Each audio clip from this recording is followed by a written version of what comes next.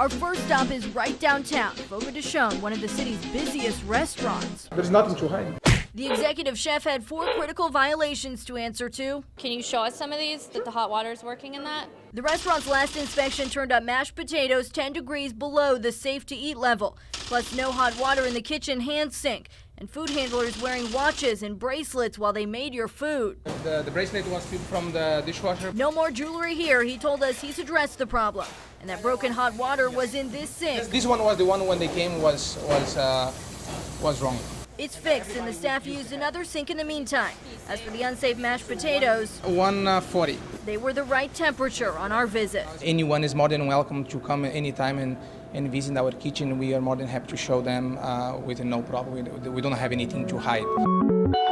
It looks like they did have something to hide at this Golden Corral on State Road 37 in Noblesville, though. I'm with Fox 59, and I wanted to talk to you about your recent health inspection.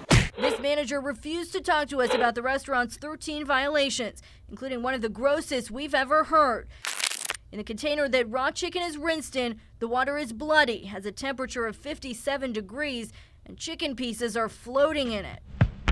Our next stop has become a regular on Dirty Dining, the Ruby Tuesday on 96th Street, where in February we saw the new policy on using gloves. To grab your cheese or other product. Yet the very day after that report aired, inspectors slapped a $300 fine on the restaurant for a food handler preparing tacos with bare hands. My concern was that the day after our last report aired, you guys were fined.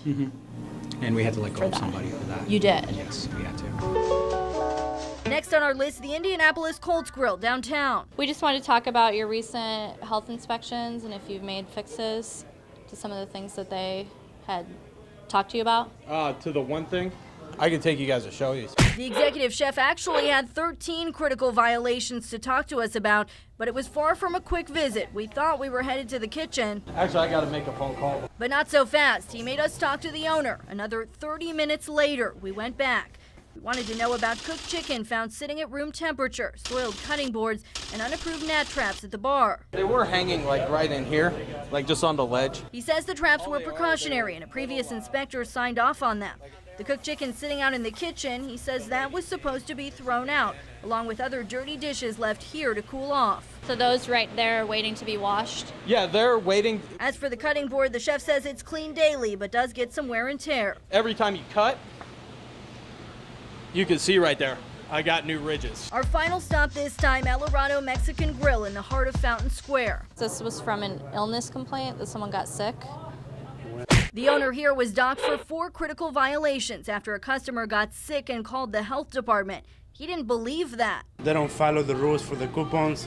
Sometimes they get mad, they call the health department. But on our trip, we caught violations in action. Check out these cell phones sitting right next to taco shells.